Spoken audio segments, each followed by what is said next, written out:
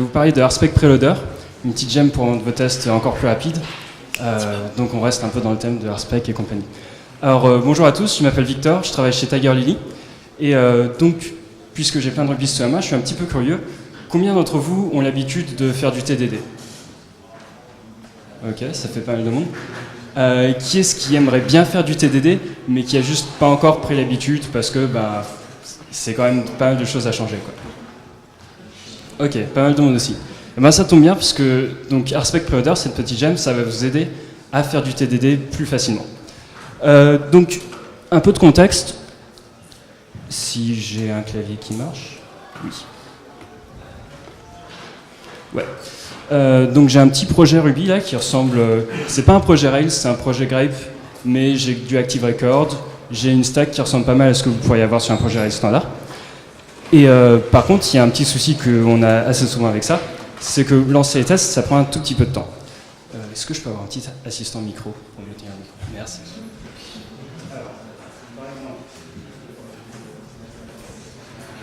Donc si je fais un RSpec et que je lance les specs d'un de mes modèles, genre un objet account, ça va prendre un petit peu de temps à se charger.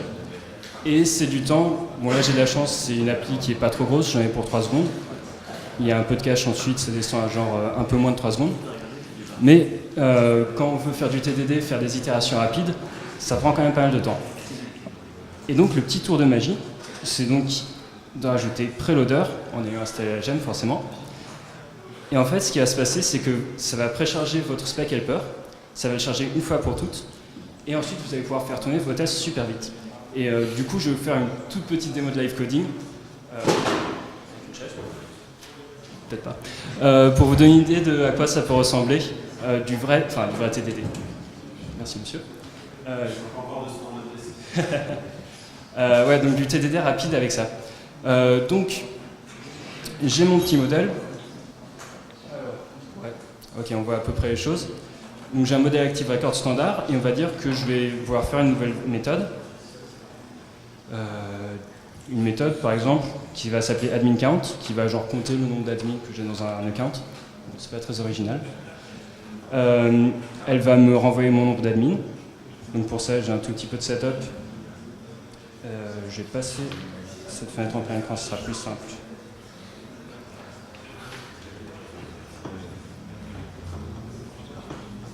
Voilà. Donc voilà, je me crée un account et on veut faire du TDD vraiment pur, entre guillemets. On va juste faire un test super simple qui devrait passer. Et enfin, on va ensuite essayer de le faire passer. Donc je peux faire tourner ça instantanément et vous voyez un magnifique effet démo où il ne s'est rien passé.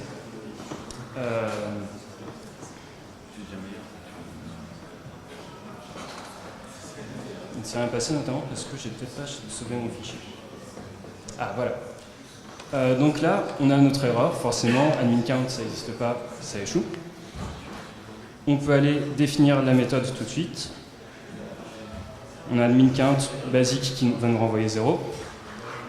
On va relancer le preloader et on a donc un nouveau datasphère. Donc étape suivante de TDD, on va complexifier un tout petit peu notre spec, histoire de la faire échouer. On va ajouter un admin et on va vouloir que le compte ça soit 1. On va donc relancer les tests. On va sauver le fichier parce que ça marche mieux. Et on va avoir un échec. Pareil, là, on voulait avoir 1, on a eu 0. Pas de souci.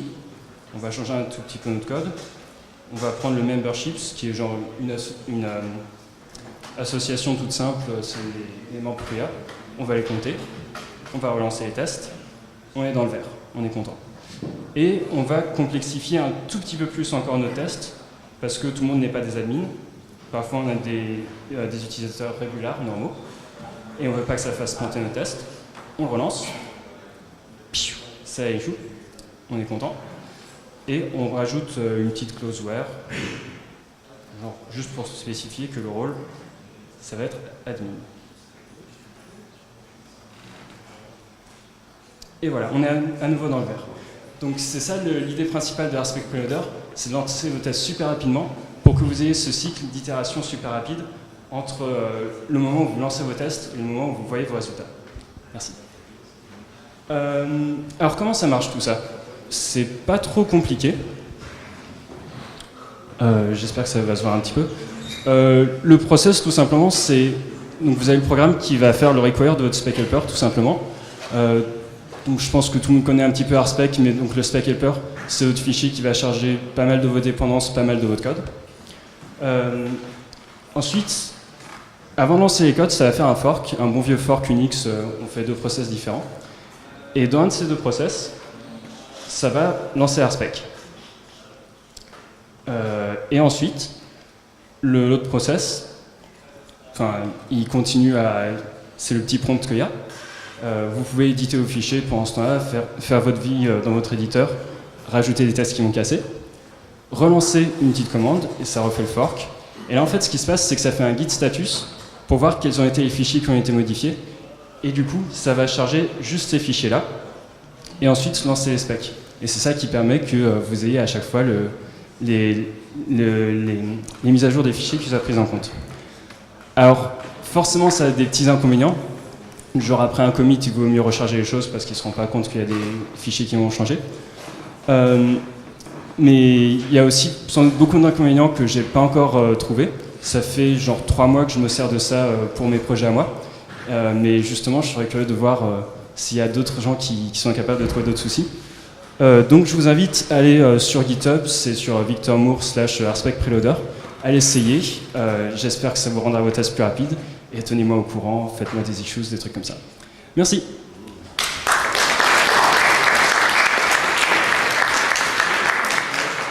Et juste avant de prendre les questions, je veux juste préciser que j'ai fait ça du coup à Tiger Lily, la boîte où je bosse. Et un vendredi sur 2, on a une journée dédiée à bosser sur des projets open source et des trucs comme ça. Et on recrute. Voilà.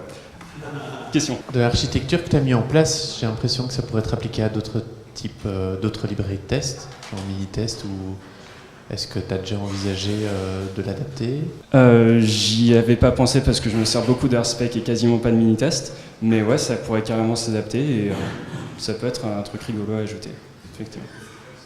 Je l'accepterai avec plaisir. Peut-être que j'aurai des trucs à dire, mais... Il faudrait que sur pull review, la pull request rajoute pas de problème, mais qu'elle mette des petits trucs verts. Et dans ce cas, j'accepterai. D'autres questions? Ouais. Est-ce qu'on peut le combiner avec Guard? J'ai pas essayé, mais je pense que oui. A priori, il n'y a pas de restriction. À essayer, je pense. Je pense que ça marche. T'as une question? Quelqu'un d'autre? Est-ce que tu connais Spring? Oui. D'accord. Est-ce que tu peux me dire quelle est la différence entre Spring et ta gem? Alors Spring, il me semble que c'est spécifique à Rails. Et moi, j'avais ce problème de base que j'ai pas un projet Rails, j'ai un projet qui utilise de Active Record et d'autres choses. Ouais, c'est ça la différence principale.